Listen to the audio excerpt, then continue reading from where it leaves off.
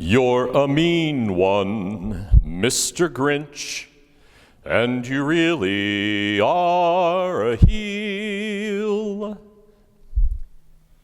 Have you ever noticed, when it comes to our favorite Christmas shows and movies, there's almost always a happy ending? Take, for instance, The Grinch. The Grinch hated Christmas the whole Christmas season. And so he goes down to Whoville and he steals everything from the Who's houses on Christmas Eve. But by the end of the show, the Grinch brings everything back. And he, the Grinch himself, carves the roast beast at the Christmas feast. The story has a happy ending. Or in the movie, It's a Wonderful Life, Jimmy Stewart's character wants to jump off a bridge because things have gone wrong. But with the help of his guardian angel, he experiences the best Christmas ever. A happy ending. Charlie Brown buys the ugliest Christmas tree in history, but in the end, everybody loves him. Our favorite Christmas stories have happy endings. Today, we focus on part of the ending of Matthew's Christmas story in the Gospel. And you may find yourself wondering, is this a happy ending? I ask that because today we hear in Matthew's Gospel about the murder of children, the weeping of parents, death and danger. What kind of Christmas story is this? What kind of ending is that? In Matthew's Gospel, these difficult verses happen after the Magi deliver their gifts and head home. Now, most of us love the story of the Magi and the celebration of Epiphany. It's all part of Matthew's narrative of the infancy of Jesus. And as Matthew tells the story, the Magi, these wisdom figures from an eastern land, well, they paid attention to the star, which announced that God was up to something big. So they undertake the hard journey, not quite sure where they will end up. And when they arrive, they worship the newborn king and present their gifts, and then they go home by another route so that King Herod won't know all the details. Now that's a lovely story. And if Matthew's Christmas narrative had stopped right there, I'll bet we could all agree that this is a happy ending. But Matthew's narrative of the birth of Christ does not end there. It ends with bloodshed, sadness, and danger. Let's back up and remember. The Magi followed the star to Jerusalem. And there they pay a visit to King Herod and they ask, "Where is the newborn king of the Jews?" The fact that they stopped to ask Herod for directions leads to a tragedy. Apparently, Herod and his advisors, his religious experts, had not paid attention to the star in the sky announcing the arrival of the newborn king. It is the Magi who tell Herod what he didn't know, that the Christ, the newborn king of the Jews, had been born. So when the Magi go home after their visit to the Christ child, Herod flies into a jealous, violent rage. And Herod decides that the children, the male children in Bethlehem, must die so that he, Herod, can keep living the kind of life that he wants to live. Sadly, I think that this deeply flawed logic is still at work in our world today, wherever the lives of born or unborn children are put at risk. Herod, King Herod, loves power and he loves wealth. And Herod understands if God really has sent the Messiah, if the Savior has been born in Bethlehem, then everything that Herod clings to can be taken away. So Herod does what many people have done throughout history.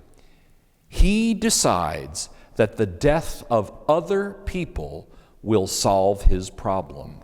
He orders the male children of Bethlehem to be killed. He thinks that if the Messiah is among them, then death will get the Messiah out of the way so that Herod can continue to live in peace. Funny, that reminds me of King Herod's son, also called Herod, later in Matthew's Gospel.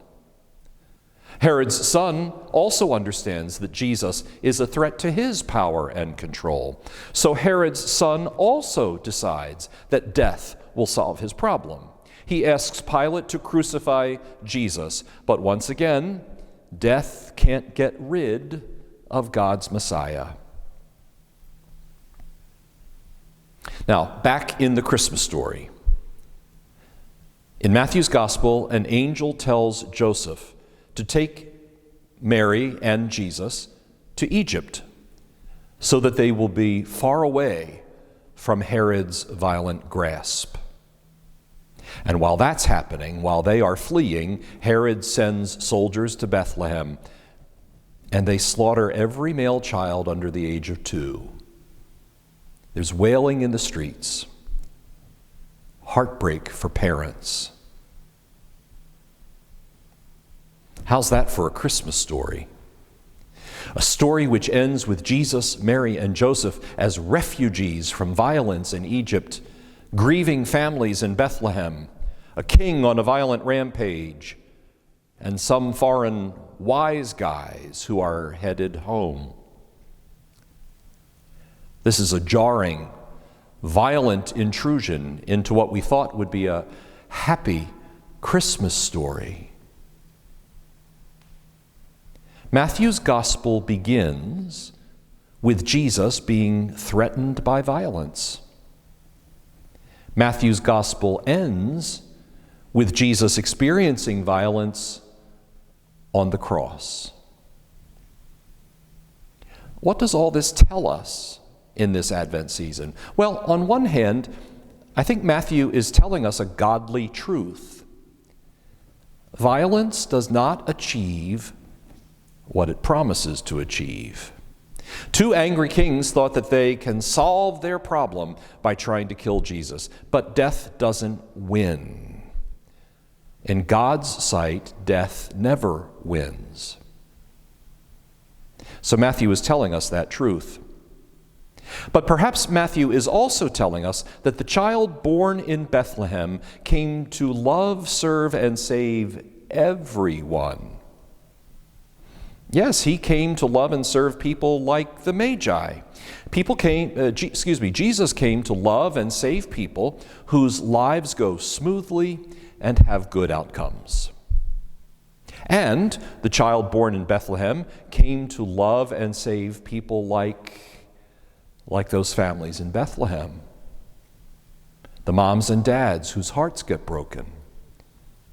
Jesus came to love and save those who die too young, those who die from violence, those who are victims of repression, jealousy, and hate. And the child born in Bethlehem came to save families who have to deal with imperfect situations or terrifying moments.